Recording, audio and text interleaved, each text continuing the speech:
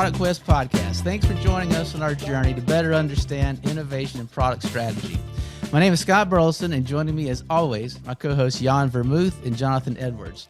And today we welcome our very special guests, Ronan Healy and Jane Hession. This husband and wife team are the founders of the How Might We Design Studio.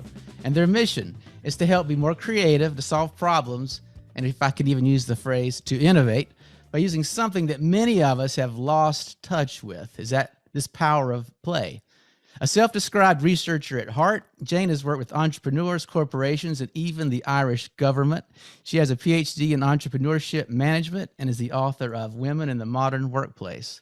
Ronan is a true student of innovation with experience in agile methods, design thinking, systems thinking, and something that we like around here, jobs to be done.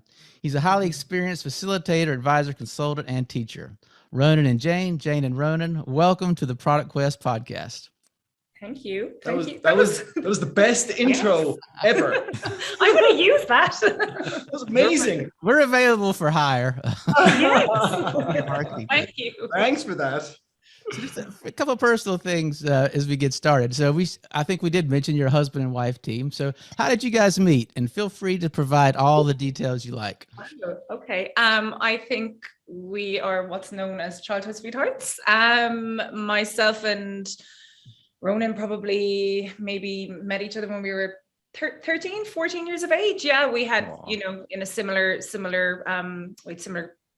friendship groups. And yeah, I don't think we started probably dating until maybe 17, 18. So slow burner for a few years, but yeah, no, we've been friends since we were kids, really. We grew up together. Yeah. I was single in college for 1 week. And that week I didn't go out. I stayed in. And then I started dating Jane. So that was my college life. Yeah. And here we are many years later, 2 kids, and a crazy business. During it was a midlife crisis, yes, I think. Yes, during turbulent times. But yeah, no, we're still here, and we're excited for the future. Now the world has reopened, which is fantastic. Sure. I was going to ask you about that week of being single. Sounds like not much to report. Yeah, if I could only create a time machine. There you go. Well, tell us, you guys have, I think, is it 2 children? Is it 3? 2. Yeah. We have a little girl, Anna. She is 5. She was born in Australia because we lived in Australia for a number of years, and we have a little boy, Noah, who has just turned 1. So he is a COVID baby. So yeah, we're hands are full, shall I say? For sure. And yeah, I'm trying to, obviously run a business as well. So busy. Anna, we were, it's probably like any parent who's trying to force like sports. They want their kid to be like a superstar sports player. Our daughter, Anna, hates playing with Lego, but now Noah is starting to pick it up. So we're like, yes, there's hope for this one. We strategically placed it around the house. But it is funny. It's if we can segue into like our own use of the method, sure. It's not driven by a childhood passion. No. So nor are we kind of bringing it home to play with the kids and just regular parents who just leave Lego in the side. It's not something that, like I said, is something we're thinking about all the time. It's very much a professional thing more than anything. You totally played? Yeah, go ahead. Sorry, have you played as kids? I mean, I have vivid memories of spending weekends playing. Yeah, I think it was definitely in my house growing up. And yeah, I definitely, played with that as a child, but no, I was never an avid Lego fan as a kid. No, I wasn't. Me either. Mm-hmm. I actually had a friend who was an avid Lego player and built amazing things like full cities of Lego. And I was not very nice, actually. He was my best friend, but I actually used to go in and basically break his stuff. I don't know what that says in terms of that's part of we'll learn about that. Is that part of the Lego serious play? But yeah. Well, you beat me to it. I was totally wondering if you used any of your facilitation techniques or innovation at home, like how to organize the garden or around dinner time or anything, but not so, huh? Yeah, we get asked this question a lot. Yeah. Look, I think obviously we're going to, obviously drill down on the method, but, essentially it's a tool where people talk less and listen more. And I think if we can bring those elements into our home, where we obviously respectfully listen to each other, I think that's really, really important. So not only would you do that in the workplace, definitely at home. So yeah, we definitely practice what we preach in workshops. We might not necessarily bring, like, so it's a funny one. In the work, in the office that we're in, we have built out our identity individually, who we are, what are our strengths, what do we aspire to. We've built out the how might we as a system. So we converse strategically about the company and us in that, and other people we're bringing on board. Eating your own dog food is often championed in innovation. So definitely that. There has been some times where we've said, you know what, I think we'll finish this at home, and we have built it out when the kids are in bed, because you're on something. You're like, there's something out there, it's emerging, we're not sure what it is, we just can't lose it. And the process is really impactful for that. There's this emergence of thought, which we'll get to, because it's an embodied, full-bodied experience. I think even during COVID as well, I know that I found myself even at home, even using it just, from a mindfulness practice. And I think, I see that obviously even a lot online as well, that a lot of people have actually moved towards Lego in the last 2 years as a mindfulness tool, which is, it's obviously very, very powerful as well. But yeah, I think it just frees your mind and gives you time to think and, be at one with your thoughts as well, which is very powerful. I watch my own kids. I've got 2 girls, they're 9 and 8, and they've taken over a room of the house downstairs with it just started with a doll or two, and now it's there's kitchens, there's refrigerators, there's bedrooms, and it was sort of nice, actually. We sort of have them, we can watch them play, but man, there's no tiring of it. There's no exhaustion. They're just playing out these scenarios in their heads. And so just sort of a real fundamental question, especially if you guys being in this, play space. What are they doing? Why do children play? Okay, I got goosebumps even you asking me that, because it's such a fundamental question that we think too many people just look at the method. And for us, we were always going further, saying, like, what is this? Like, what is, because it's called Lego serious play. And we would say, okay, what's serious play? It's a category under which Lego serious play sits. And then what's play? What is play? And then that is ultimately the thing that drives us and has legitimized the method. So to answer your question, what are they doing? They are creating an identity themselves. They're prototyping. So they're assuming a role. They're role playing. Their mom, their dad, they're a teacher, they're a doctor, and in doing so, it's a very embodied experience. You feel like a superhero. You feel like a nurse would feel. You're essentially taking in a modality, a way of feeling, and you're testing it. You're prototyping it, and then you're putting it back out. Even with just like being a bully on the playground, some kids test that out and realize. This is the problem with internet bullying.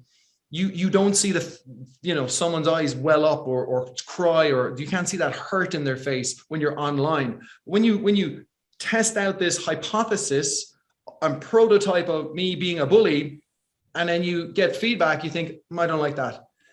So identity is fundamental to play. It's so core, and that's why we think the method helps people transition away from a rigid, fixed identity of them being an adult in the workplace and them being a product owner or tester or developer. You can now assume and test and prototype an extension of your identity.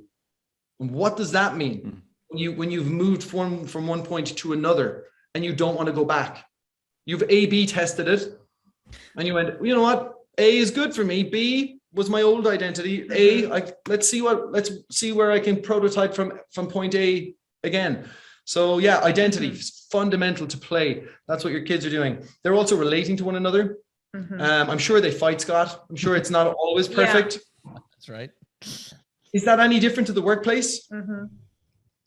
You know, like sure. Yeah, it's obviously around power and structure. You know, people are, it's boundaries as well, especially kids, hierarchy. You know, hierarchy. It's you know, it's for millions of years, play has been encoded in us as a survival mechanism. Yeah.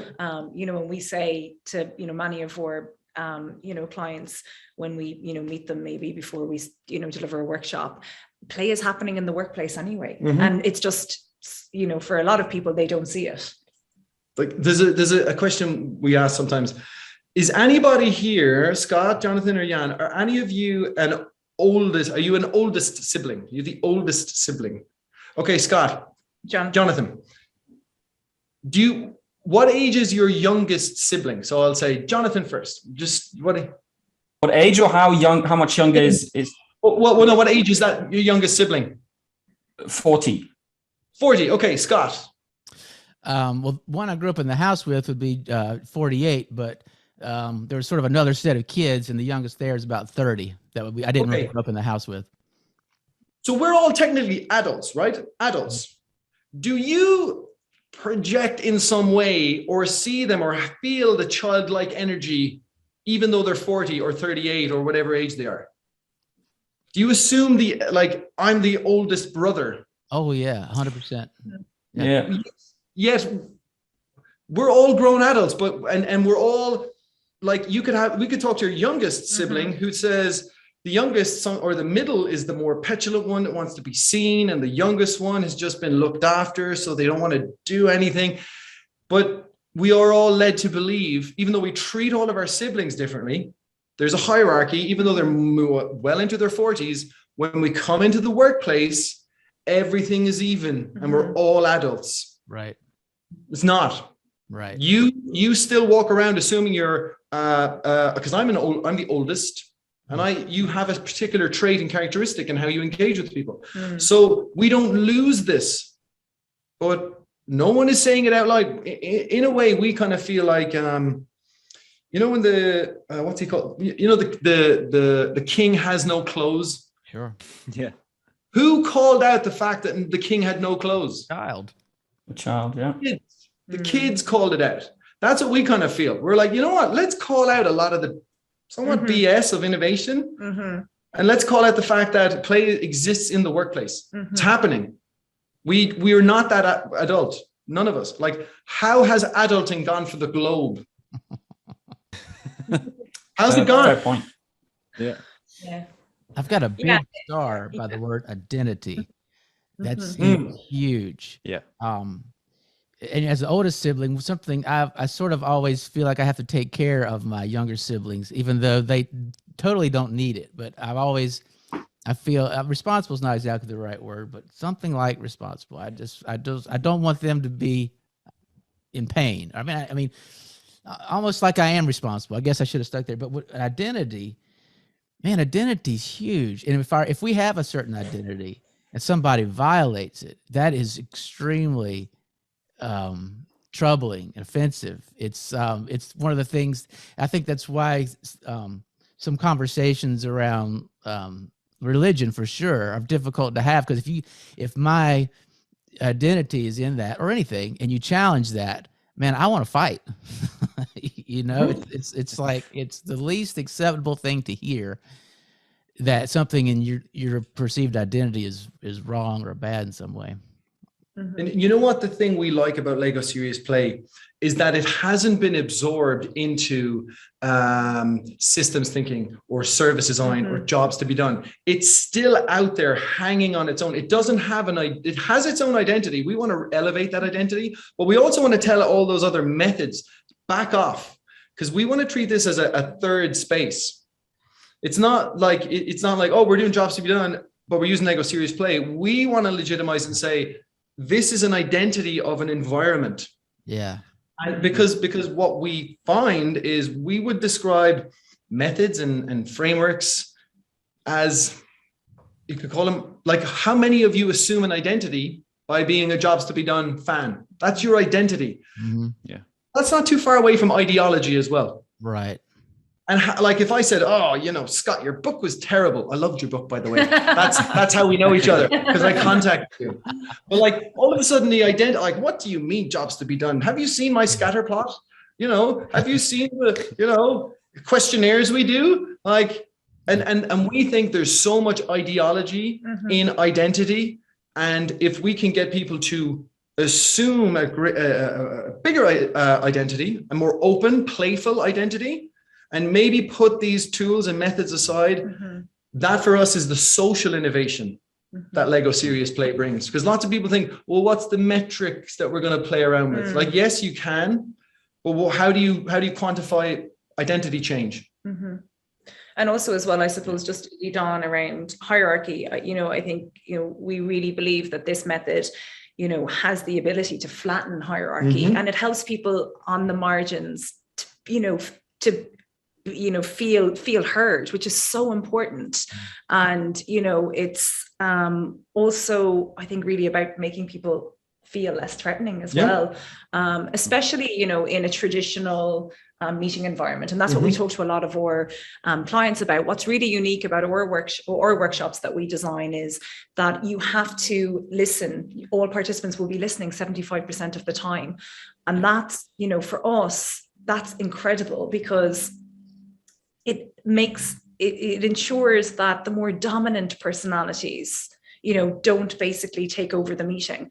I don't know about you guys, but, you know, I've been in many situations throughout my career where we have lost incredible voices in the room, people who are introverted, people who are, you know, maybe in junior positions, but have wonderful insights to share, but they don't feel that they're in a position to talk because it's being dominated by the senior managers or the leadership team. And I think that that's what's fantastic, that, you know, for teams, especially now, you know, during these complex times, it's one, and I think that that's one of the reasons why a lot of managers, you know, love, you know, working with us, because everyone feels heard in the room and everybody gets an opportunity to share, and they're non-negotiables. So everybody has to participate in our workshops, because you can go into, you know, we call it lean in and lean back. In a traditional meeting, you could be leaning back. You're not really engaged. A lot of the time you're waiting for someone to finish speaking so you can interject, you can put your point across. But really in our workshops, as I said, really essentially it's about people talking less and listening more and creatively problem solving, you know, together. And we'll show you some images, because like us talking is one thing, but a picture, we have a lot of images. Picture paints 1,000 words. So in time we'll share that. But it's an interesting point that Jane said around management. We encounter, I'm sure we've all suffered from it, or we've all, you know, worked our way through it, imposter syndrome. And we feel that this method, or how we communicate it, resonates a lot with managers who don't want to always be the leader and always the one talking. They were good at what they did, and then they got hoisted into the leadership position, and they don't do their thing. And then now they're reading like how to be the greatest charismatic Superman hero leader, and they're like, oh, this isn't me. So their identity is too far. They're like, oh, I'm not a swashbuckling leader. I'm just me. I was like good at finding bugs in software, like, you know, and now I'm leading a software testing team of 50 people. Like, so you know, we always have this archetype of like the big bad boss who doesn't want to talk. We don't encounter that at all. We encounter people that just say, I just want a chance to be allowed to listen without my identity being like people seeing the fact that I'm a real person. You know, it's like that the method kind of like hides the fact that they're okay with listening. Whereas if they just stood up and said, I'm really happy to listen. And that's, but by the way, that's what we get the stakeholder to say at the beginning of the workshop. I'm here because I want everyone to listen. Like listening is number one. And then we get them to be quiet, because we give them about 2 minutes at the beginning. It's not a big diatribe of how you're an amazing leader. 2 minutes, boom, you've got to speak about listening, and then we're in it. We're just doing the method. So yeah, imposter syndrome is a big thing. And even we're encountering those very senior leaders who are probably transitioning out of the workplace. Yeah. Culture in the workplace has changed, let's just say from the 80s. There's gender pronouns and there's unisex toilets, and it's a complex environment now. They don't know what to say or to have safe fun. And then we're saying, well, look, you're going to have a very strategic conversation. It's going to be, we don't do fun. Fun is the emergent property of play. It's a secondary, it's a byproduct of people engaging and connecting. Some serious issues that we're working with. Serious conversations. So I think that's really important as well. And it's an element, that comes out of our workshop. But that to them is important because they're thinking, great, I can laugh and joke, and I've been holding back my identity and who I am for a long time. And if I can leave a legacy of some sort of change, maybe this crazy Lego serious play thing might be a piece of that. Because they understand the struggle. I mean, it's really what you just. I mean, there's 1,000 things I want to jump back into, but what you're describing seems really to be. I mean, I've heard this under the title of being, for example, a humble leadership or something like that. So where you're kind of you're providing a format in which that has a place and and how it can happen. And I mean, I speak regularly to leaders who are exactly in that position. At least I have the feeling they have to have a direction and they have to play the strong man, but it's not what they want to do. And they somehow can't, I don't know, they struggle with, well, how else? Because they're not being taught anywhere else how to lead in a different way or in a less, let's say, authoritarian. I mean, that's a big word, but in a way. So I feel it's like a lot, what you're saying is a lot like, you're liberating them almost to be themselves much more in the workplace. Yeah. And that's, that we'll touch on in a while as well. But one of our taglines is be brave, play. And that's really important as well, that there's an element of bravery that you have to have as a leader to, roll out this method in the workplace. And along with bravery, you have to be vulnerable, because you are going into a room, basically telling your peers and your teammates, I don't have all of the answers. I'm here to get, basically shared perspectives. And I do think that takes, a certain element of bravery as well, that they don't have all of the answers and they want everybody in the room to feel included, especially now as well, during, for the last 2 years for managers, it's been incredibly difficult for them to, make their staff feel that they've been heard and get them to think creatively when they're at home in their kitchen working by themselves, especially now as well, coming back obviously with the hybrid model. And that's a lot of the conversations we're having with managers and some of our clients now. It's a big shift back into the workplace, because they have to ensure that if their staff are on site for 2-3 days a week, that it's meaningful. It has to mean something when they're in the workplace. And that's why obviously at the moment, we're designing workshops with a lot of, of our clients who are obviously rolling out the hybrid model for sure. But yeah, definitely in the last 2 years, this has been really difficult for managers. Yeah, this seems to have really changed. I mean, before COVID, we went out of the office to do something that's meaningful. And I feel like now we're so used to working from home that if we all gather and go back to the office, it has to be now. It really has to be worth it. Kind of that has really changed. Absolutely. And we're empowering them. We're giving them the confidence that when their staff do meet in these unique, unique working environments, that it is going to be meaningful and that they can collectively work together, on, creative problem solving and more efficiently as a team, really. And to be clear as well, the part of our kind of mission with this as well is to highlight very clearly, this is an open sourced method. You can Google it, or Bing it, or ask Jeeves if you want to go old school. And like it's there. It's like a 1 or 2 page document. We're not selling agile training. I can get into agile training, or everyone has to get trained up in this thing and get certified in it. we are a husband and wife team. We're not looking for global domination. Okay. We're just looking to pay a mortgage, have, a holiday and happy kids. And also use opportunities like this as a platform to talk about how it might be, but also the method, and say it's open sourced. Mm-hmm. You can figure this out. You as a manager can go and access it. And if you're brave and you want to play and you want to challenge your identity, it's there. You can, if this is accessible, service design thinking, it seems to be wrapped up in certification, and you couldn't think about doing anything unless you did this.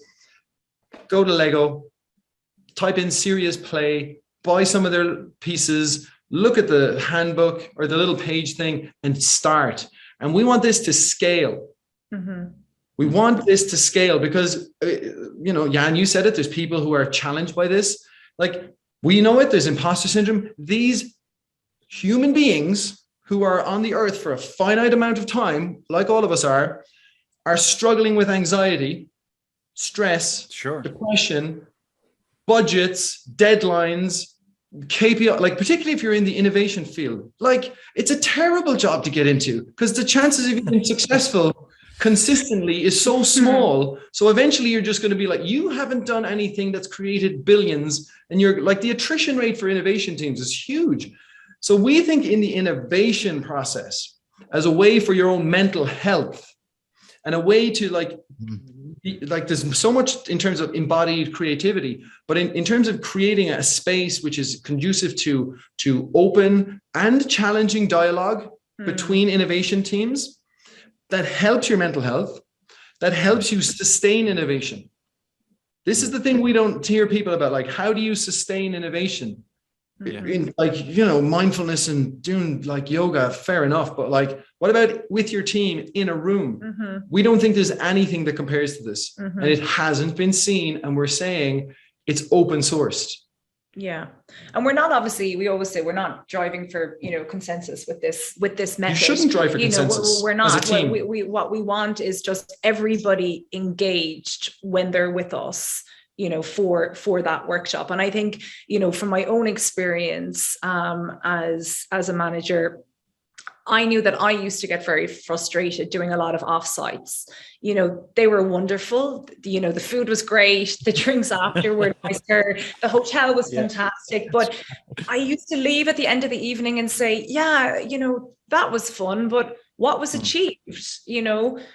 Really, was it any different than a normal management meeting on site? The same people spoke. I didn't hear from, X, Y, and Z. So what did I achieve? And that's what I love about our workshops, because as I said, it's everybody has to participate and everybody is heard, and you're empowering your staff as well, because as I said, there is no hierarchy in the room. Mm-hmm. We, basically design all of the tables where, we're spreading out, management. We're not having people who are in the same team together. We're, making sure that we switch tables and everybody is listening to each other attentively and respectfully, which is so important. So for me, I think, in my career many years ago, when I had, some problems in my teams, I wish that I had known about this method, because I do feel now, looking back, that what we did need is everybody in a room and just empowering everybody to share their own insights and their own grievances, as opposed to, brushing things under the carpet. And as a result, then people just basically blowing up like a pressure cooker. And I suppose that's the thing, to always add on. It's not just we're releasing a pressure cooker and it's group therapy. No, it's not. It's not group therapy. We're not aiming to like everyone point at each other just because you got Lego in front of you and you're like, okay, I built my Lego. Now you exactly. You're like, okay, we're done. Nah, and you're throwing Lego at each other. Like it's not group. What we will do is get people. Again, we're not necessarily like big proponents of calling it mindset, because again, this is embodied cognition in terms of like the mind is extended. So could you maybe just say what you mean by embodied cognition? Yes. I'm not sure our listeners necessarily would know this terminology. Yeah. Look, okay. So embodied cognition is like, to us now, it just feels like cognition. but because it's just a way of thinking. But there's, you could kind of call it 4E, sometimes 5 or 6E cognition. But so number one is embodied cognition. So really, we are an embodied brain. And the kind of Cartesian split, it was described as René Descartes, I think, therefore I am, was very much around, it's a cognition, I think, therefore everything is formed reality. And our body just kind of got left behind. But every sense, like the touch of your fingers, like this is why Lego serious play is so core. Using your hands, we've been using our hands for millions of years, building tools, chipping little pieces of flint, grunting at each other, because if you didn't do it quick enough, you probably couldn't kill an animal or skin an animal, and the tribe, would suffer. So hand usage is a part of your body. It's an embodied part of how we would think. You would create a tool using your thoughts, and also to the somatosensory input from your body. Like we're just like a data processing sense making tool. It's not just your brain.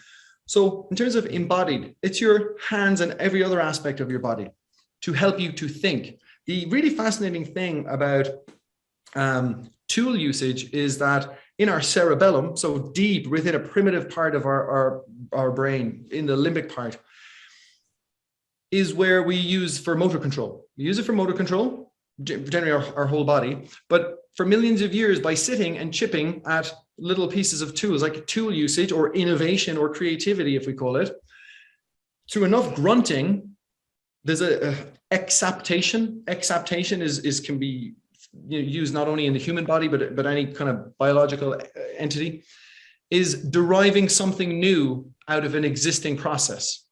And exaptation, from hand usage and enough grunting, language emerged. Millions of years. So for millions of years, we've been using our hands and our bodies to think and create language. That's exactly what we do in our workshops. It's exactly what we do. You use your hands to build an object, to think, and to communicate. They're Lego. That's so. Sorry to cut you off. Just go ahead. Go. Yeah, there was a presentation on your website which I enjoyed and watched, and you said something I really liked, and I imagine it's very much related to what you're talking about right now. And there are actually two quotes. I thought yours was very nice. I guess it's yours. It's the tools shape your thoughts and your thoughts shape your tools. And a quote by Ronan Healy. And there's another one by Buckminster Fuller, which is, you can't change how someone thinks, but you can give them a tool to use, which will lead them to think differently. So is this kind of the idea here? Exactly the same. Exactly the same. We think we can speak people into thinking a different way. Like older brothers, me being one, how many times have you spoken to your sibling, you really should do the thing now. Why don't you be better? Like, or you can give them a tool. That's what, we probably should. Like, here's a specific tool to save money. It's called a piggy bank. Okay, money goes in. Like, it's a tool. Like we think, and this is about leadership and management. We just like blah, blah, blah, walk around. You just read your leadership 101 thing, and you're walking around the office, blah, blah, blahing. You have to give people tools to think differently. For me personally, I'm discovering serious play. I don't know much about it, but for me, that was really what, made it click for me. Is when I read this sentence, it really, I really get that actually. And this idea that the tools you use shape how you think. And actually it happens to me. I just realized it happened to me the other day. I was trying to do something which I had done on a piece of paper, and I thought, I'm going to use Excel to do it, and put it in Excel. And I ended up spending hours doing nothing, because I started, I'm going to make different columns and stuff. And actually something was fine. I ended up doing, taking much more time, because the tool shaped how I thought about the problem. I think that's a very powerful idea. Absolutely. We call it tinkering, right? Yeah. So when you're, playing with the Lego and thinking at the same time. Yeah, so it's tinkering, but you're thinking. But it's, again, don't go too cognitive. You're embodied thinking. It's a full-bodied experience. Mm-hmm. Look, prototyping. Like, if you type in prototyping, it's all essentially like rubbish. Essentially, people are just taking bits of rubbish and it's like, that's because, again, this is part of another one of the E's is let's call it enacted cognition, in terms of like, we perceive action, we perceive affordances, they're described as affordances in our environment. And if you can use a tool, if you're embedded, actually, let's go embedded cognition. If you're embedded in an environment that has particular tools, there's a progress. You're like, tool, progress. And that's what prototyping is. We're sense making. Again, this is the thing with us. It's participatory sense making. Some people talk about sense making as if like you're an individual locked in. You're like a Terminator, kind of like assessing, scanning its environment. The relationship, the environment that you're in, is a participatory sense making engagement. We're entangled with one another. Our minds are entangled. So there's the social environment that you're in, which Lego Serious Play creates one heck of a social environment. Again, to Jane's point, like, let's all go to the local golf club and all think differently during our offsite. You're like, wow, that's radical. Like, woo, golf club, eh? Like, I'll have the club sandwich. Woo, like, well, look at us innovating. Like, or you can get in a room and be adults and be surrounded by thousands of pieces of Lego. What's that going to do for your environment as well? Like, or in-person, workshops, which is fantastic because we're back obviously delivering in-person workshops. They're excellent at strengthening, team culture, improving cross-functional collaboration, amplifying creative problem solving. And I think that, that's really, really important as well. Like, there's serious issues that teams are working working together. To basically try and resolve any issues that they have. Yeah, and it's the environment. This is the thing we forget. We think like we're all walking around with, I have my ideas and you have your ideas in your head, and we're trading sender receiver. We're utterly entangled in body language, in posture, in facial expressions. Are we moving our bodies? Is there so affect? Sometimes it's put into 4E cognition. So if it doesn't become 4E, it's 4E plus A. So affect is like, is the environment positive during your innovation process? And then some people might go, oh no, we're very serious in terms of our innovation. Oh, and you want people to take a risk in terms of their career, to say something that might jeopardize their pension, their 401k, their credibility. Like, oh, maybe we should be less serious. No, how about you go all the way and be a little bit more playful? How about you bring some Lego in and see what happens? No, we couldn't do that. Like, so, and this is another thing we really appreciate with the method.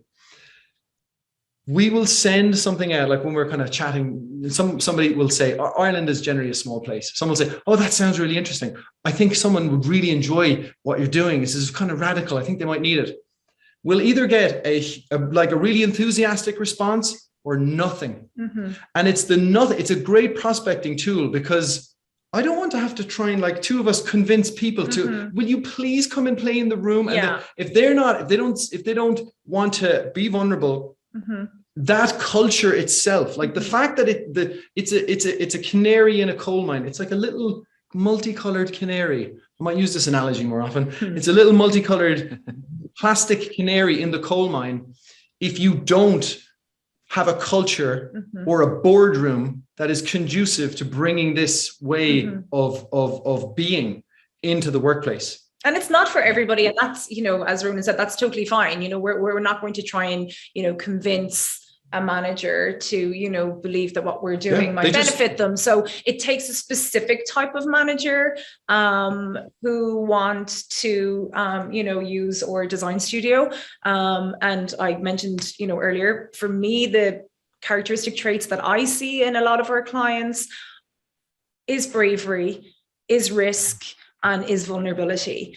And especially, you know, during COVID times, now more than ever, it's so important that they have everybody in their team feeling heard and feeling important and feeling part of a team, because people have felt so disconnected for the last 2 years. You've tried to, you know, strengthen team culture remotely. It's very difficult, you know, and we've obviously had to, you know, do a lot of, you know, a lot of our work in the last 2 years remotely as well. But our workshops are much more beneficial when we have people in a room. That's our business. You know, we help managers facilitate meaningful conversations that will help them thrive in these complex, you know, work environments. So it's, you know, very, very important for us that, yes, that we have, of course, the stakeholders on board at the start of the journey, because, you know, we work very closely with, you know, the stakeholders in the project. It's not that they hire us and we see them in 6 weeks' time and deliver a workshop.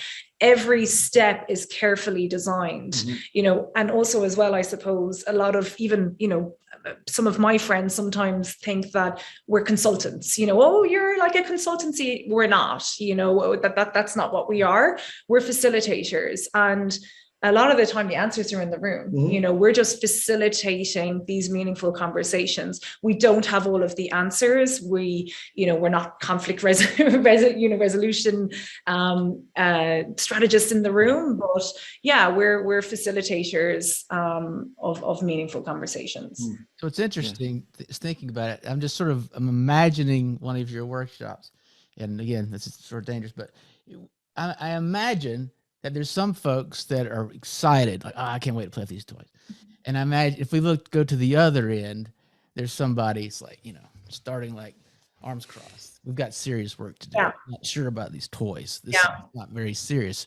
And then probably everywhere in the middle. My question to you is, even for that person that's really serious, or appears to be, do they, in their heart of hearts, do you imagine that they really want to be that serious?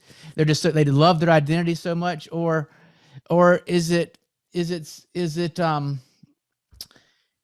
can we reach them? Is there something we can appeal that would let them let go of that a little bit, or in the scope of workshop, is it just like that's just more than we can do together in our time together? But I hate to say some folks that are too. So if we imagine a continuum, I'm ready to play, I'm serious. You know, along that continuum, are there some folks that are too far gone? And what do you do to get those that are that could sort of go either way, if that makes sense? Yeah. We also have a play therapist, part of our team. She's also a psychotherapist. And we, you know, Jane and I have gone pretty deep in terms of play therapy as ourselves, just to even legitimize what we do to another play therapist who might come in to our team. And the understanding we have now is of those people who are like, again, this isn't absolute. This is not an absolute statement, but potentially those people as kids didn't have play interactions because their parents probably didn't have play interactions, because their parents probably didn't have play interactions, because it could have been seen that play is frivolous. There's no point in having it. You've got to get a job and you're 14. Get up and look after your brothers and sisters. Like, you don't know the environment. There's a really good book, Dr. Stuart Brown, Play, and he opens with like, it's a very grim story, but the reality is in Texas, I forget the university, a person climbed with a sniper rifle to a bell tower in a university, and look, the sad reality is the first person he took aim with through the scope was a pregnant woman, and continued to shoot and kill other people. This was back in the, I'm going to say 50s, 60s.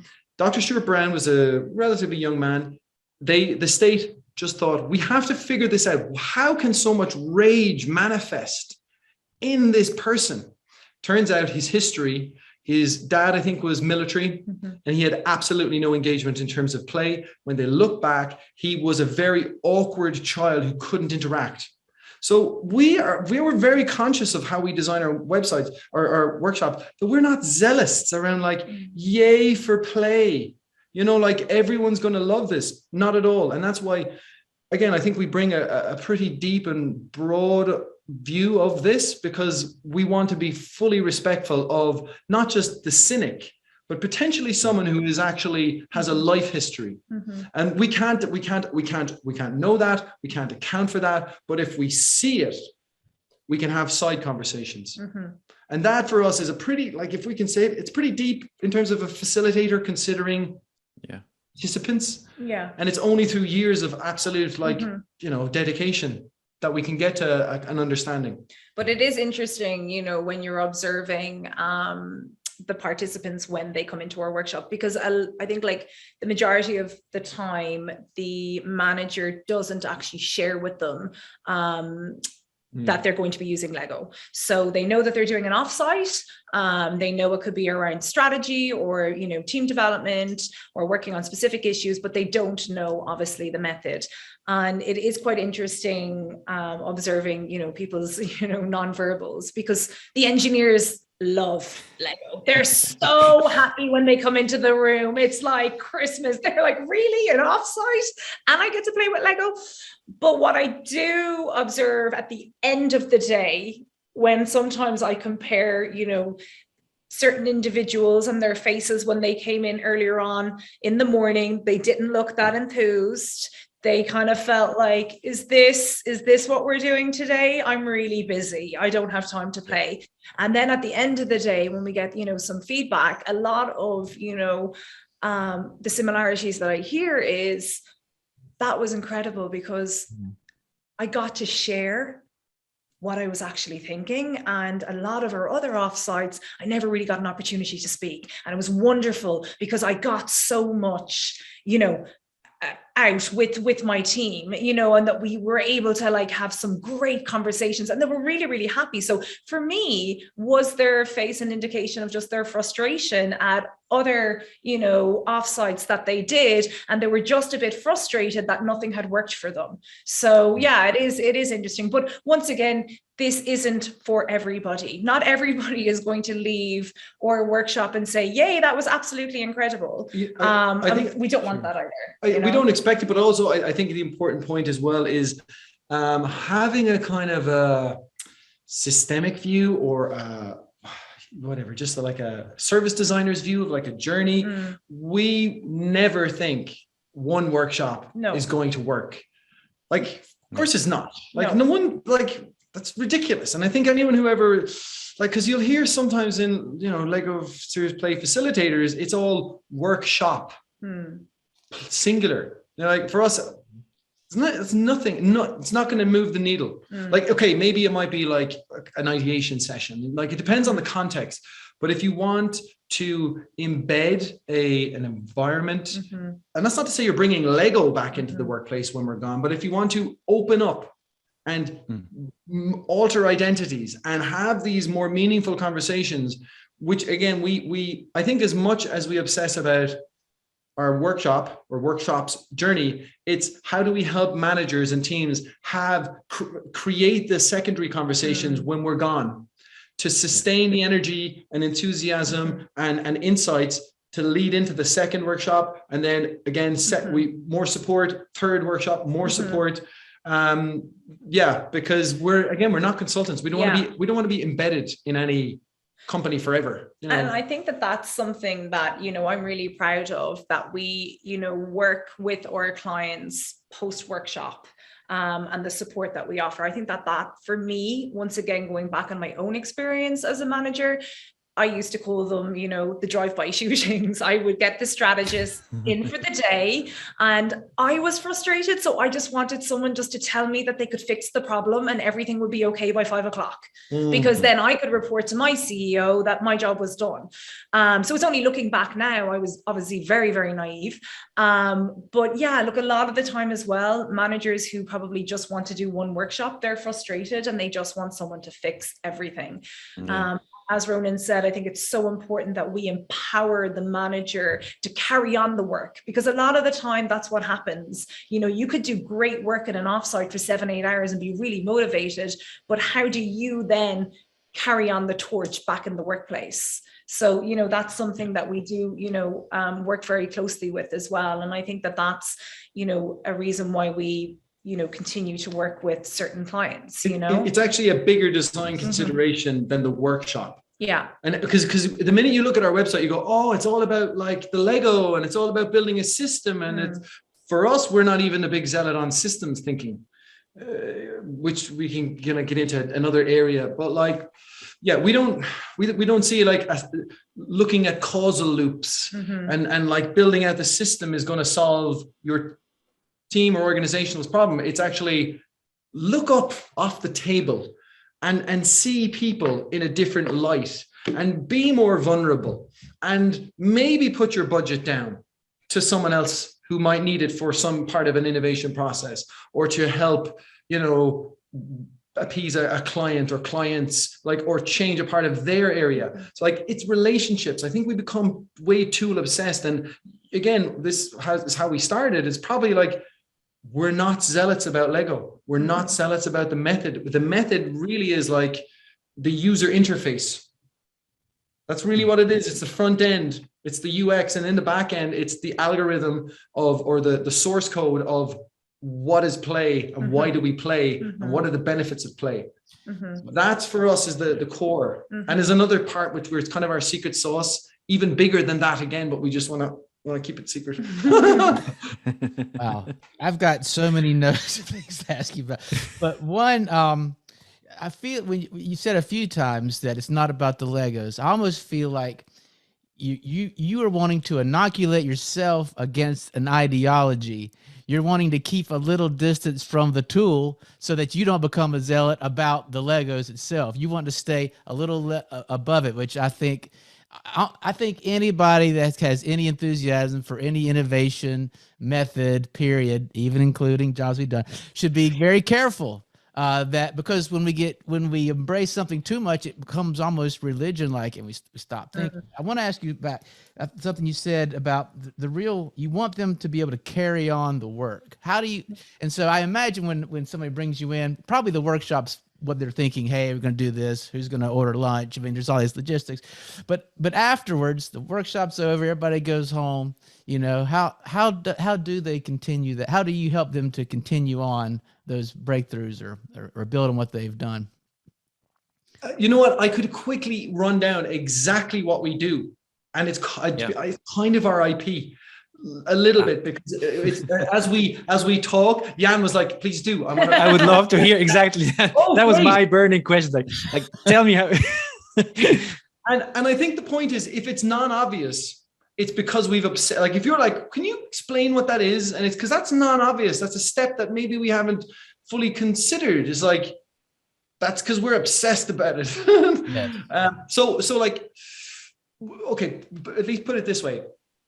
There's parts of the conversation in a series of workshops, but we'll say a workshop where we open and close a conversation in the workshop. Yeah.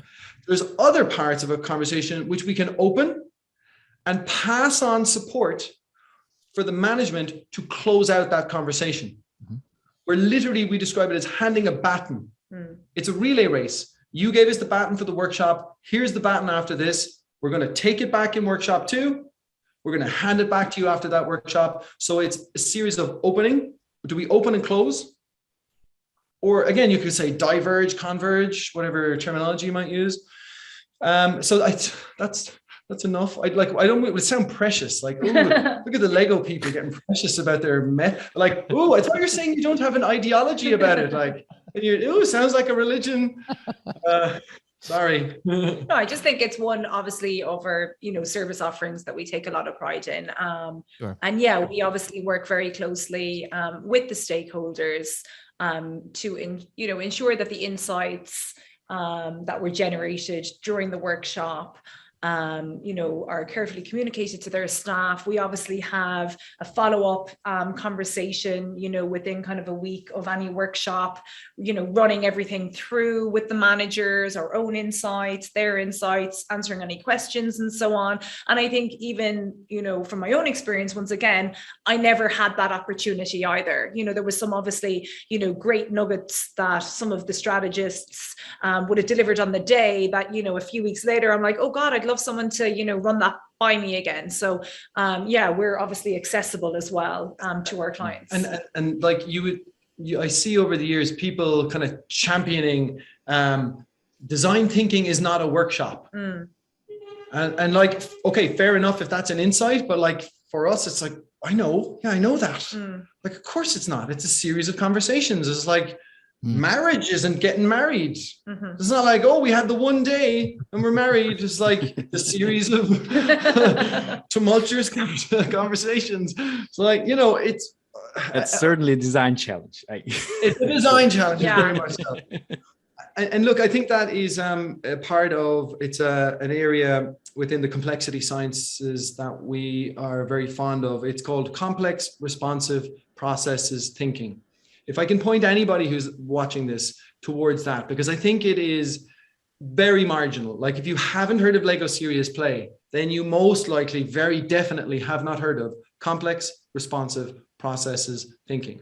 And we're just playful in terms of what we put together. I think it's part of our spirit of who we are. So I just take stuff and I just like crash it together and go, and then Jane will go, oh, I don't know. And then she'll smush like systems thinking. And so we've been playing around with our own kind of hybrid. And yeah, for me, when we were speaking about conversations, it's so fundamental to us to use the word conversations, and it comes from complex responsive processes thinking. And the view is that an organization is a series of conversations. It's not a rigid building. And I, like when we used to we would talk to clients, not so much about complex responsive processes thinking. Again, I always say it fully. You need to be respectful. Call it what it is. Complex responsive processes thinking. It's a mouthful, but I respect it so much, I'll say it. But I think oftentimes people would conceive of, say, like they would say, what is an organization? And they would say, oh, it's a building. It's not a building, because look what happened in the pandemic. Is the organization still there? Oh yeah, I suppose the organization was there when no one was in the building. Okay, so what is it? What is the organization? It's people. Okay, people, yeah. And what else? Processes and policies and procedures. Okay, which one of those do you think is the most important? Oh, it's people. Oh, of course, people. So if it's people, I would say systems thinking and service design focuses on process, like blueprints and journey maps and stuff. But and of course you might say, oh, well, we use them to focus on people. That's a secondary conversation. But if an organization is at its core people, what do people do? They have conversations. So what is an organization? It's a series of conversations. It might be simple to understand, or it might be quite complex to understand that. I might have really, described it badly. So if it is a series of conversations, your ability to blueprint or do systems thinking and change the structure of it is more limited than you believe. And this is where complex responsive processes thinking was a kind of a revelation to us, because it's kind of part of our lived experience. Like I ran a construction company for a decade, and all the processes and procedures and stuff didn't really affect any change. It was a meaningful conversation I would have with somebody.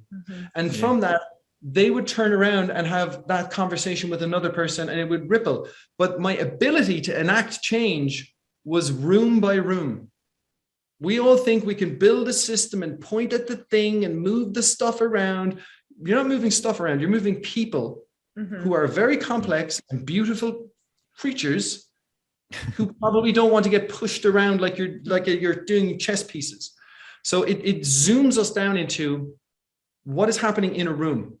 I'm not entirely sure how I got to. So I actually, maybe because it's a topic I'm quite interested in myself, and my question would be, if an organization is conversations, then I mean, what generates these conversations? Where do these conversations come from? I mean, that's it, Jonathan. That's an amazing question, because so it's a good question. It's so you need to understand, like, where did it come from? Like, what did it start somewhere? Was there a start conversation to any organization? So there's no start and end. So you have to change your thinking of, like, where does it start and there's no start and end. First of all, like, okay, you might say, oh, the founder has got in the company, and okay, fair enough. But also you're essentially moving into what is described sometimes as a milieu.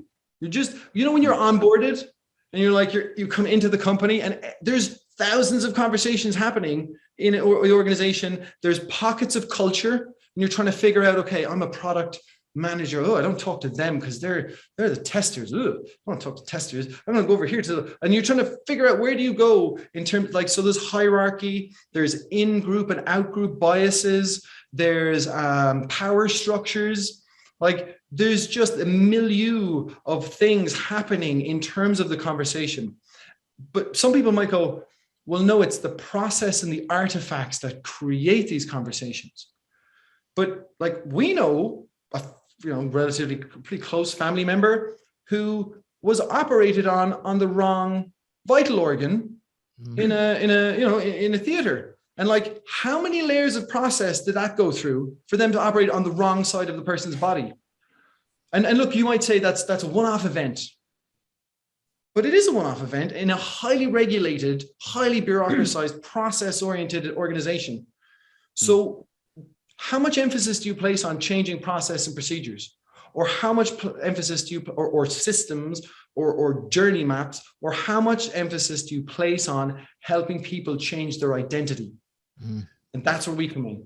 Can I just add, I mean, I think this really makes me think, because I think that experience, I share that experience strongly. I mean, in many companies, there is this distinction of where you say there is a formal part of the company, and there is all the informal conversations that are going on, and usually the power lies in the informal discussions that are going on.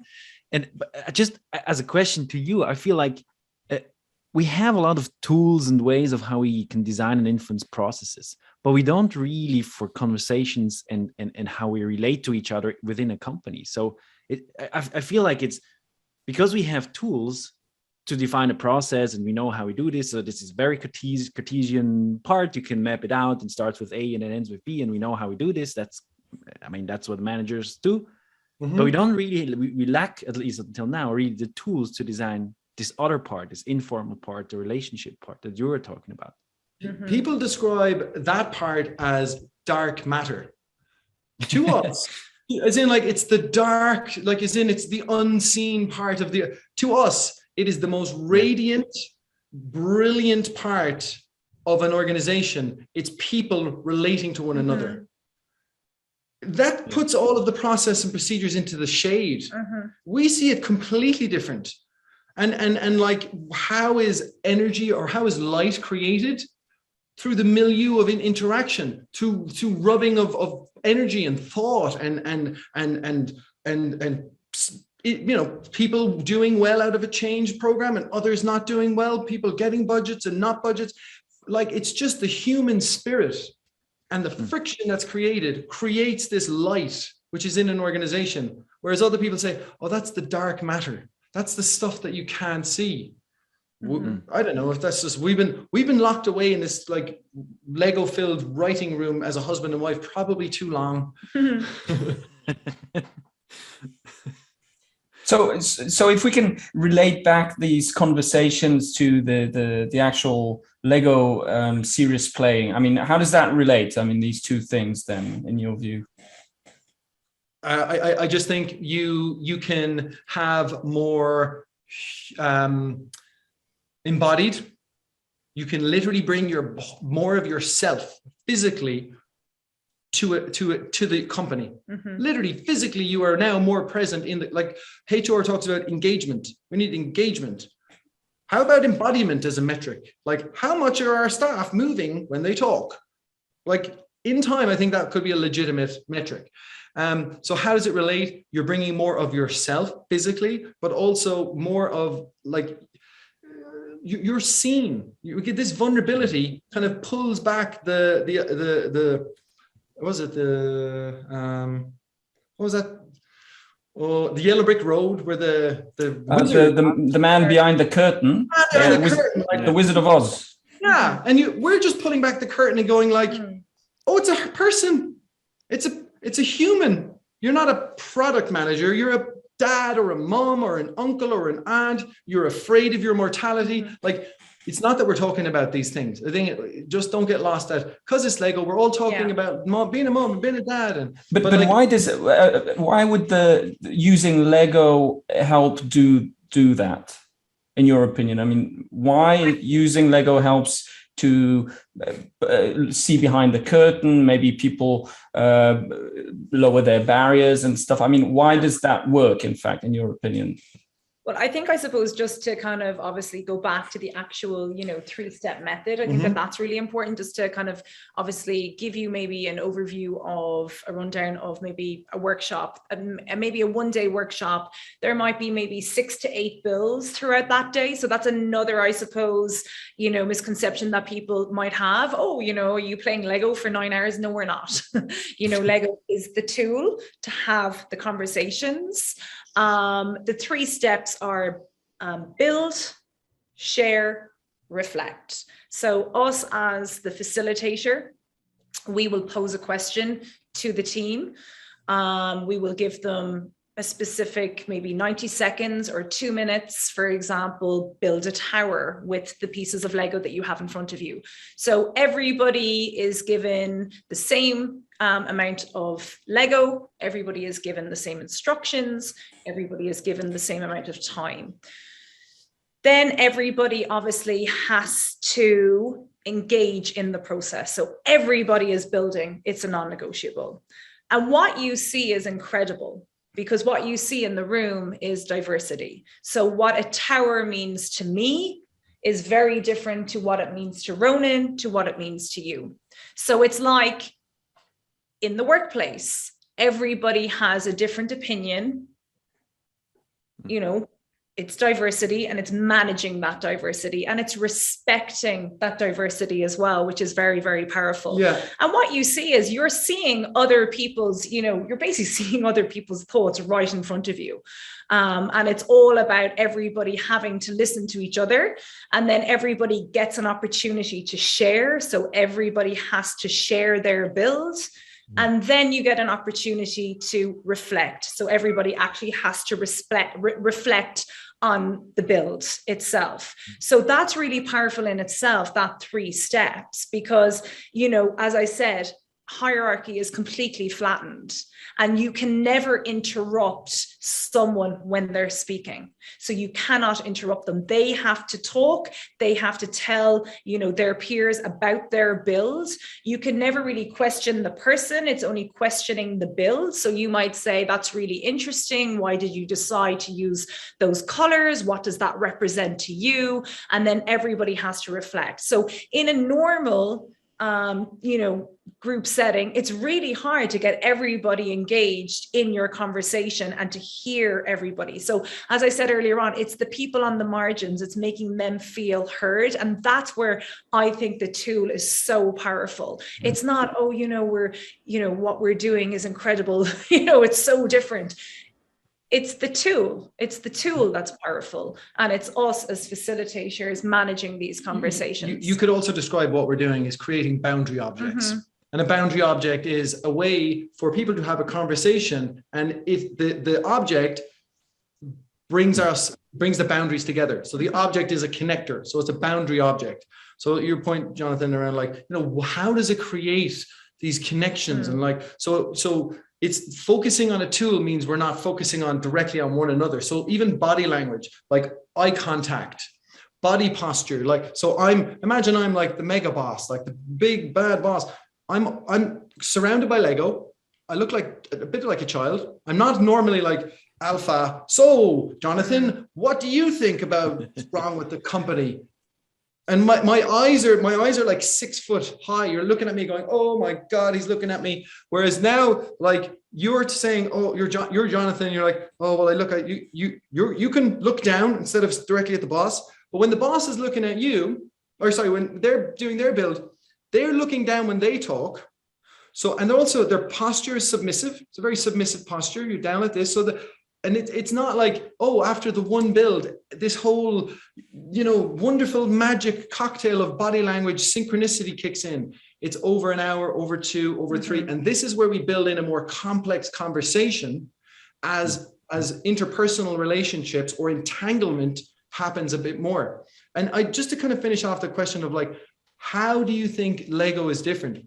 I described as well as like, Lego is just the front end. It's like the user interface. The back end is millions of years of survival, millions of years of human existence, of play. And there's a researcher, Jaak Pansep, unfortunately passed away a number of years ago, but he was a pioneer in an area called affective neuroscience. And in affect neuroscience, he identified 7 areas within the limbic system. 7, he called them the primary emotions. 7 primary emotions. And he was primarily working with rats. Because when you're tinkering with brains, it's not going to work with humans. Okay, just want to clarify that one.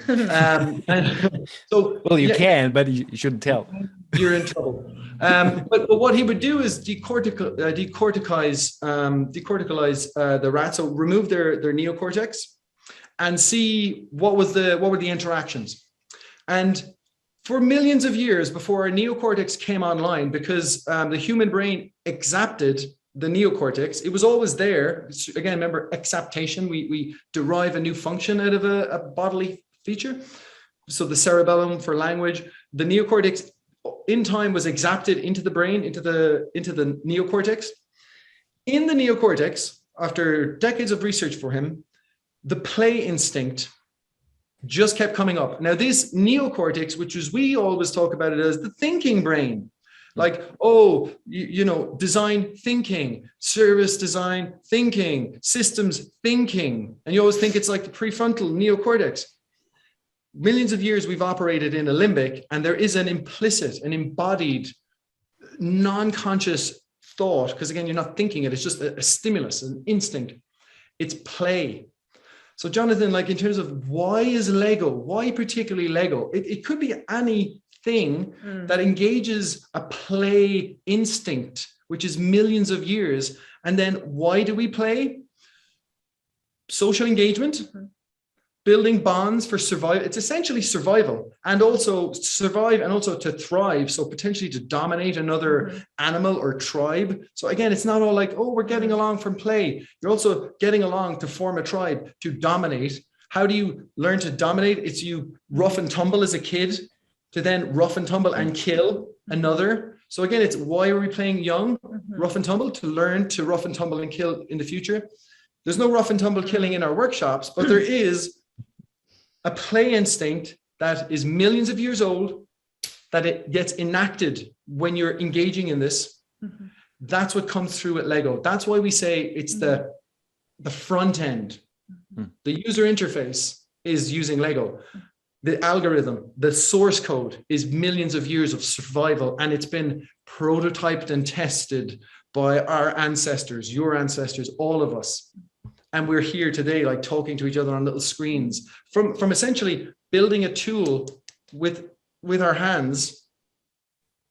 Culture has been created, but through the hands. And we think culture can be recreated through the hands and through Lego in your organization. There's nothing different. It's cultural artifacts, play instinct to relate to each other, to be creative, to be innovative, to be more embodied in the workplace. And that's what play is about. That's like it. The play is about play is about creating your environment. It's about creativity. It's about, innovation.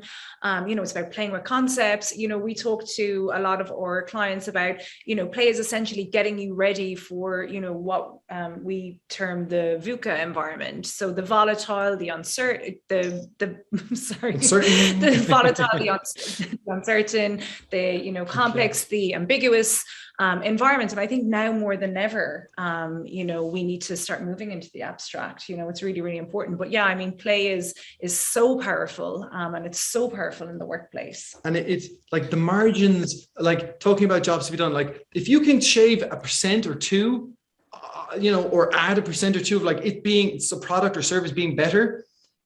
What about people relating to one another and listening to one another? We will describe it as a social innovation. Mm-hmm. People would say, oh, there's product, service, and we're like social. Mm-hmm. It's a social innovation. It has secondary benefits of just positive interactions with one another in terms of BDNF, brain-derived neurotropic factors, the whole cocktail of human physiology when you relate with each other. But also in building social bonds, you're more likely to go against one another and say, I think it's a bad call. Mm-hmm. And you go, okay, well, you know what? We've built up enough of a relationship for me to go, okay, thanks for that. And that's what the innovation process is built on. Mm-hmm. But again, Jan, to your point, I think it was like, why don't we talk about team building is such a negative connotation. It's like, oh, we all went the weird trust games and it's terrible. And you go out of context. You go out to a field and you do dragon boat racing and you're like, we're all a better team now. You're like, really? That was just, whereas you could do this in your room with a couple of like 50 euros worth of or dollars worth of Lego for a couple of people, and you're in this totally unique environment. Mm-hmm. Yeah. You're engaged, you're embodied, you're connecting, and you're also challenging each other. Mm-hmm. I have I'm sorry. I think I have a quote for you that you might want to integrate. Just listening to you now, I think it was Oscar Wilde who said the beautiful thing. So what is it that you should learn? I think he said, what is it that you should learn? If anything, take away from school is to play gracefully with an idea. Mm-hmm. So I think maybe there's, I don't know, maybe there's something in there for that. But can you maybe elaborate a bit? I mean, you mentioned innovation, but strategy and so on. So what are kind of the challenges that you solve that is method is that you use it for? What are the problems that I can solve it with? I mean, we kind of obviously work with a lot of team development, strategy development. So do you want to take the guys through maybe the strategy development piece that we did over a number of workshops? Well, again, you can see, I suppose a quick way to zoom people into what you are doing. Again, forget all the neurobiological, interpersonal, embodied stuff. You could say, essentially, we're doing systems thinking. Mm-hmm. What pieces of a puzzle are you trying to put together as a team or an organization? And you could say, well, we're trying to figure out customer personas. Mm-hmm. Okay, we understand that, and we can work with you to try and figure out how can you build out this areas of customer personas. Like we can be quite specific because we've gone broad in our understanding of a variety of methods. Or like redefining your vision, redefining, your mission. Like it can be obviously very, very specific, or it can be, a lot of, our clients might be moving into mergers. They might be going through, a big change management piece. Or then it could be very, very specific. We want to redefine our vision and our purpose piece. Can you work with us over a series of workshops? In terms of team development, it's a longer term process. Again, I said we kind of have a secret sauce. Like if you were to go and read Complex Responsive Processes Thinking, that secret sauce might be quite apparent. So go and buy the book. He's very mysterious. Books plural. I would actually say, if I can recommend, Chris Moles. Chris Moles is a professor at the University of Hertfordshire. He has a book on complexity. It's around here somewhere. I could actually, here. Maybe just going to recommend this. Okay. Complexity. And he has another good book from a couple of years ago. He is a part of the kind of, thought leaders or embodied leaders, should I say, of complex responsive processes thinking.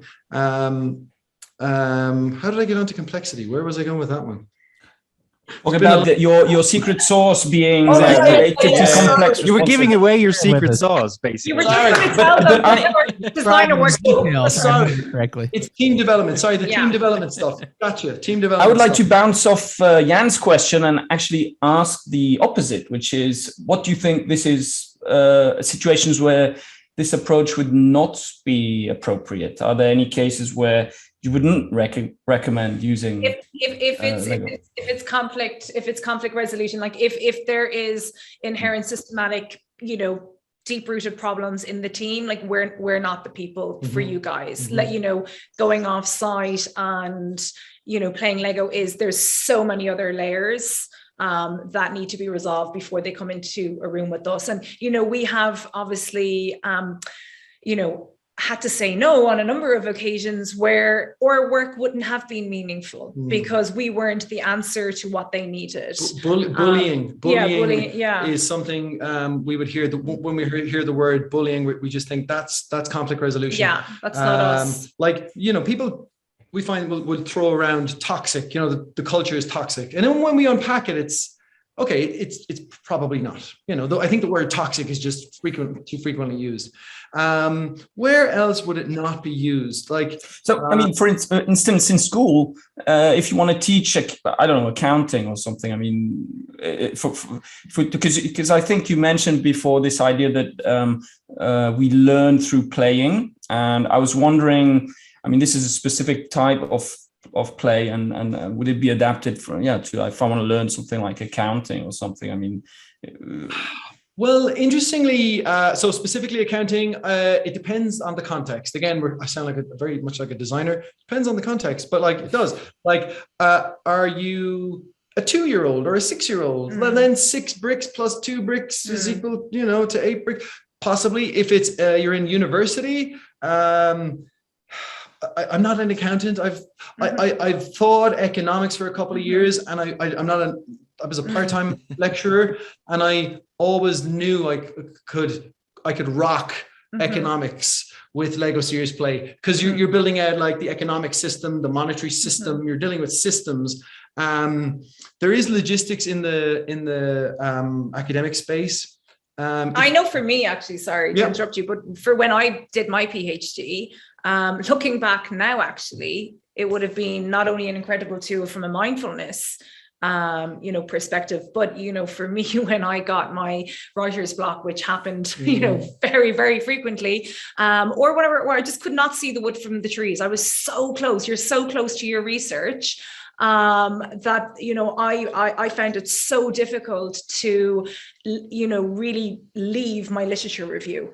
That was probably the hardest piece of my PhD, looking back on it, because there was I just couldn't really get my conceptual framework right. I couldn't really kind of narrow down my research. So I know now, actually, looking back, I think it would have been, and I said this actually only last week, I said that there should be some more support available. I'm sure there is now, but at the time when I did my PhD, I think that they focus so much on, SPSS and NVivo, but if they actually, took me into an environment where I could actually just get out of my PhD and my brain, I think it might have helped me. Or maybe I'm looking for excuses. I don't know. No, I'm trying to get a PhD. I'm trying to get a PhD done, and I completely agree with you. So 100%. Jan, will you promise us you will go to the Lego website, type in Serious Play, and spend at least a couple of euros and order? What Jane is describing is a threshold concept. You have something, but there's something else out there.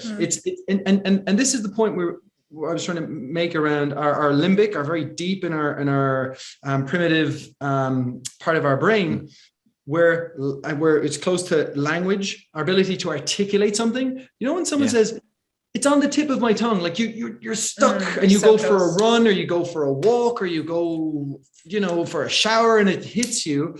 It's like, doing those things is an embodied action. You're moving your body, or there's an increased stimulation from a shower. So your body is now online a bit more. You've offlined your brain a bit, and the subconscious neocortex or limbic is coming online. In terms of, so when something is at the tip of your tongue, it's actually at the tip of your fingers, using Lego Serious Play.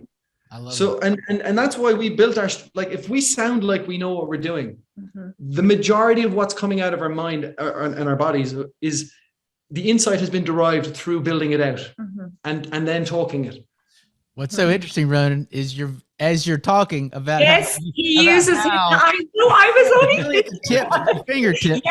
He is always like this. And then I'm eating my dog food. I'm eating the dog food again. Yes. You know what? But I tell you what, I wrote down a few words Jane said earlier about being brave, taking risk, and being vulnerable. And above that, what occurred to me is there's something about being authentic, which is scary. And but you know what doesn't work?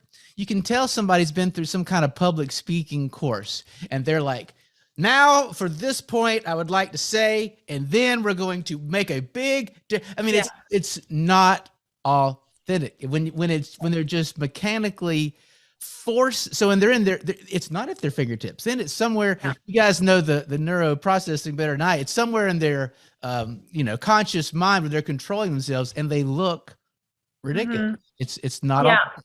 Converse that with Ronan speaking right then, moving his hands. I mean, it's literally part of the communication. I mean, I feel like we're not just hearing you. We're just like taking in everything you're communicating with your expressions, with your hands, and everything. And Scott, we think, again, I say we as like maybe other people traditionally think in an innovation setting. Ronan has an idea lodged in his brain. He's now translating it via words over to Jane. Remember, I was talking about this like entanglement. It's all oftentimes it's how you're expressing your idea makes people more receptive to being open to listening to you. Yeah. And we find that and we call it coherent communication. You could call it body language, but we find it's like it's a whole bright light of energy within the room that like it's not really actually happening, but like we're just describing like this coherent communication. Once people become entrained or are in sync with body language, in tone, in posture, not being so submissive, not having to look at one another, the ideas travel better. Because and also your identity has been moved away. So you're not your normal self. You've transitioned away. So you're more receptive. And if you think of like, the flow state, everyone talks about the flow state. That's ultimately what we all get into. It's a group flow. And that's how you design a website or a workshop well. You're like, is this a difficult build? Is it too abstract? How does it feel? We know that because we build out our workshops multiple times before we deliver one. And we go, you know what? I'm struggling with this. And if we know we've been doing this for years, I bet you they'll struggle with it. So we pull it back down. When you get into flow, your identity has actually become more like who you are, less about who your role is. Ideas you become more receptive to other people's ideas. But you can also, if you have enough social value and some people call it psychological safety. Again, the obsession with psychology. We think it's physiological safety, not psychological. You can then go, thank you for that idea, and I'm going to challenge you on it. Whereas if you're not engaged, you just think, oh yeah, okay, yeah, let's go with that. Yeah, let's go with that. And then you just let the workshop. Nothing happens. Yeah. Nothing happens. And you're gone. You're at the door and you're like, I'm not doing any of that. And I think even, I know, from my own experience and my own peers and my own family members, a key frustration with, a lot of people and why they leave certain jobs that are, well-paid jobs and, very comfortable jobs. For a lot of people, they get so frustrated with not getting the respect that they deserve and not getting an opportunity in a safe space to share their insights. And you know what? For a lot of people, they just get really annoyed and they detach and they go into those meetings and they zone out and they don't care because they have literally checked out of the building. And, on their lunch break, they're looking for a new job. And, you talk, Scott, about the authenticity. And I think, that is so important because, the brave leader, the vulnerable leader has to be authentic. And Brené Brown talks a lot about the interplay around creativity. You can't be creative if you're not brave, and you can't be brave if you're not vulnerable, and you can't be authentic if you're not vulnerable, and so on. And it's so important. And I think it is a specific type of manager that will buy into this. And it is the childlike manager. It is the vulnerable manager, because what you see in the room is people then will connect to you. Because if you're in the workplace and your manager, has the imposter syndrome and they're very, very, I'm the CEO and, this is my office and I'm not going to, make any of you feel included, you can't connect to that. But when you're in a shared space where there is, all of the hierarchy is flattened, people will start connecting to you. They won't see you in that 8 hours as, oh, you're my manager, like you're more important than me. We're all equal. Yeah. And we all have the same opportunity to share. And there is no right and wrong. I think that's really important as well. There is no right and wrong in any of the builds, because it's what the build means to you. Yeah. And you can always move around a build. Yeah. And it's a prototype. So people can then start prototyping builds as opposed to going, no, Jonathan, I don't really, I think your idea is wrong. You're like, okay, what if we move? Okay, what if we can work with this? And this is the thing as well, like oftentimes they're called mental models. Again, you can kind of get into the fact that probably doesn't exist a mental model, but if you imagine a Lego, it's a mental model. Okay, mental models is a systems thinking kind of terminology. It's like we're all traveling around with mental models. We're probably not. But in a workshop, you're creating a mental model which can be moved around. And it becomes less your idea. You become less detached because it just, normally my idea came out of my body and I put it to somebody else and then they rejected it. Whereas my idea, I built it out. It's out of me, it's away from me, it's in front of me, and somebody's not disagreeing. We can work on bits of it. We can change bits of it. And that's where this receptivity kind of it works. And again, sorry about that. You were talking about the different benefits of this approach and also enabling maybe more challenging questions, etc. So I'm going to ask a bit of a sneaky challenging question, which is basically, flattening hierarchy, allowing things that are maybe unsaid to come out. I think these are all things we've discussed that this type of approach may enable. I think you also went into why this works, and you've been talking now about mental models, which is also a way that we can that will structure how we communicate between each other. And so, having these mental models out there in the Lego changes the way we communicate, and these hierarchies and these things that are not said and hidden. Obviously, this is somehow appears, I would not say it's necessarily a conversational issue per se, but it definitely comes through in the conversations and in how we communicate. So my tricky question comes in now, which is, in your opinion, this approach, does it work because of the novelty, because it breaks down the usual way people have to communicate, or does it actually and you've kind of responded to this already, but I think it's an interesting question, or is it really in essence a very different approach? Or said differently, if for instance people would do these workshops every other day, would you see the same hierarchies and the same issues creep up again because people will adapt to this new form of communicating and reestablish old problems? So, quick answer, we think yes. Mm-hmm. It's down to just our makeup. It's called a hedonic expectation. We want more and more and more. We're consumers, mm-hmm. The human beings. So like, if you do it too many times, anything's going to lose its novelty. Yeah. You probably transition into addiction. If it's no longer serving you, why would you do it? So that's where we will ensure that if it's a continuation with a client, we throttle back and go, there's no Lego now. Mm-hmm. We need to cleanse the dopamine hit that people are kind of expecting or probably have, exhausted the dopamine in terms of Lego serious play. Absolutely. Also, like, will it eventually change back to normal? Again, depends on the context, but we're not selling this or pitching it that it's now going to transform the hierarchy, because ultimately as well, the hierarchy is set. And this is the thing. Okay, I'll just finish. The hierarchy is set as an organizational structure. It's set. So you're not like, unless you're doing a reorg, something has to change. And Jan said, okay, there's the organizational structure, but then there's the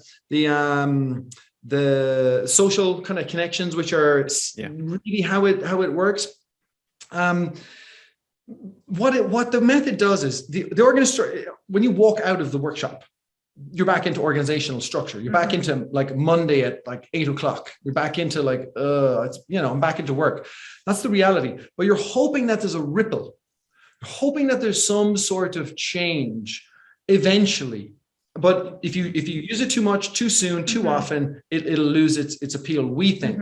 But the thing is, that's only a hypothesis, because do you know of any organization who has done transformation using Lego serious play, and they can say, after 4 months of continuous usage, now we know that's when you stop? This method isn't being used at all. I'm astounded that when I first heard about Lego serious play, I can't, like I said, I came from a construction background. I just thought, I don't care about the Lego.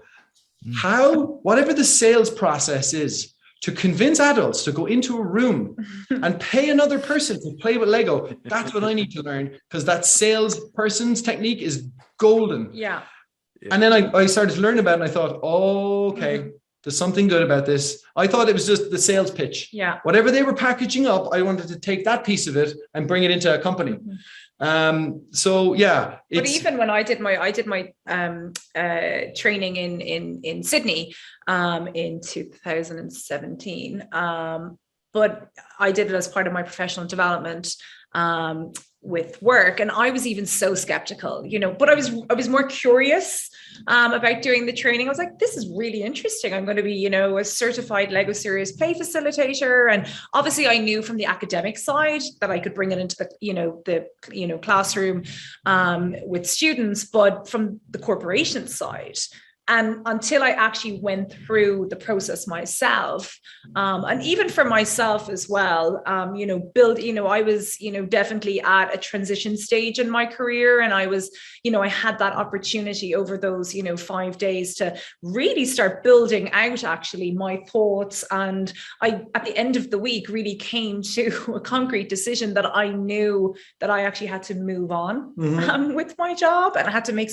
I'm not saying that the training made me hand in my notice. I was saying that I was at a crossroads, and it was very powerful that I was, given an opportunity over 5 days to start really building out my thoughts and my identity, and where I saw myself in 5 years in my career, and where I saw myself in my role. And I think that that's what's really important as well. It's you're getting to see where you are in the organization, but you're also getting to see where everybody else is and how everybody is connected to each other in the organization and each other's identity. At one of the workshops that we delivered before, there was a really interesting conversation with two really senior managers who had both worked together in the same building, I think for like 15 years. And when I was walking around the room, I heard one of them say, "Oh my God, is that what you do? I never knew you did that. Is that your job?" I was like, "What?" And he said, "I never knew that that's what you did." They were on the same building, the same floor.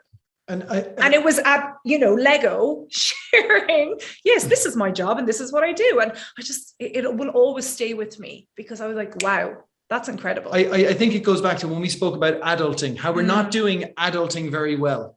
We all think we've got it figured out in the workplace because we've got all of our magical methods and frameworks and it's all good. We're not doing the simple stuff well. And this is where we're just saying, let's listen. Let's think a bit differently. Let's realize that there are power structures and in-group biases. Let's not think of it as dark matter. Think of it as the essence of the organization. Let's focus on that. Then everything else that's stacked on top of it will perform way better. But try and convince an organization to commit to that transition, across, and we're getting there. But again, and you're also, I suppose, as well, having a manager once again not feeling very comfortable putting their hands up saying, I don't know all of the answers and I need to go to, the junior levels of staff to help me out. Because for a lot of managers, they're thinking, I'm paid a big salary here. I'm not going to go into the room and put my hands up and say, I don't know all the answers. I'm going to lose respect. But it's the opposite. What happens? As a result, you gain more respect because you're empowering everybody in the room, and you're basically empowering them saying, I care and I want to listen to you. And, I really, truly value what you think. And I think that's so important. It's the important part as well. I just, not to get it lost at it. Essentially what you're doing is you're building out a systemic view of whatever the main focus is. So it's the strategy. So it's different departments. And, if you think of World War II generals with their little pieces of wood on a table, that's essentially what you're, it's strategy work. So people are standing up. And again, if Jane said it's never lost on her, the fact that two people for 15 years don't know, that is increased sense making.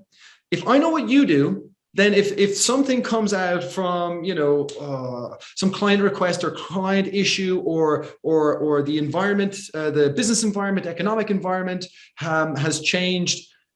Now that I know what you do, the chances of me sending an email to maybe let you know or ask you a question. So we're increasing the sense-making capability of the team. And if it scales, you're increasing the sense-making capability of the organization. But oftentimes people think it's Lego. They just can't look past that. And we're saying, no, I've said it probably 10 times. That's the front end. That's the user interface. What about millions of years of why, from affective neuroscience, from Jaak Panksepp, who identified the play instinct as instinctual, why did we call it Mother Nature write down that source code? Of all the things, there's anger, fear, rage, lust, seeking, which is the baseline. And then Mother Nature went, let's put in play. That's really important. Why? Why is it there? And people just go, I know about anger. Yep. Anger in the workplace. Oh yeah. Fear in the workplace. Definitely. Lust. Christmas parties. I've been to a Christmas parties. Supposed to have. Exactly. And then play, and people go, play in the workplace. No way. So you decided against the power of serious lust as your serious lust, not so good. That's very good. Can we end on that joke? That was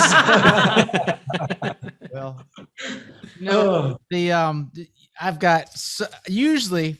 We haven't been doing this a long time, but I have a couple little words I write down. I've got 4 pages of my scribble scrabble that I can't. Is that good or bad? It's good. It's good. Well, it means that there's so many things that I'm just wanting to talk about, but we have taken quite a bit of your time at this point. I just a couple sort of thoughts sort of bring us back together. Well, one, something, Ronan, you said about, if a business is having conversations and we can improve those conversations a few %, man, that has been, I've almost been meditating on that since you said it, because how do we have our conversations often? It's by email. And which works, it works better if you have a great relationship. I guess almost all communication, right? And and then now working from home, not in the office. Wow, we have all these things against us, meaning that if how do we have better communications when we're not even with each other? And then it occurred when you were talking about what we do team building normally. It sounds like then you describe the activities. It sounds more like entertainment.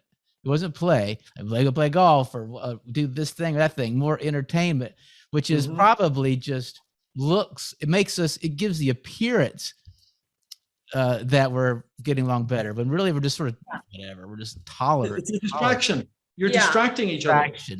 So it's almost worse than doing nothing because it gives the illusion of making some progress. And I feel like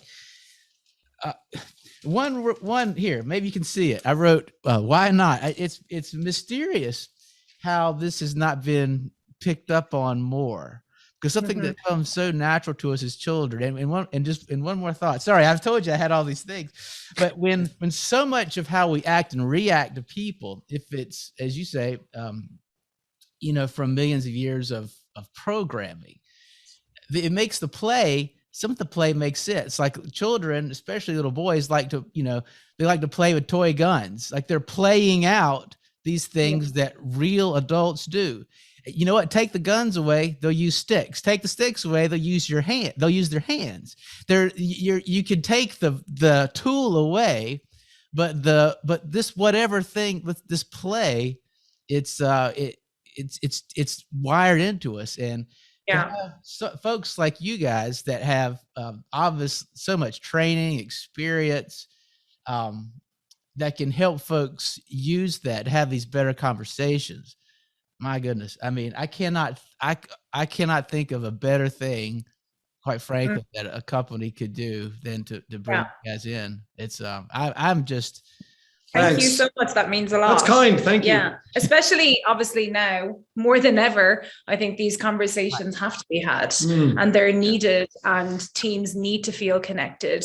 And, if a manager can, get them in a unique environment and get them to connect in a meaningful way, I think that's going to be so powerful, post-COVID.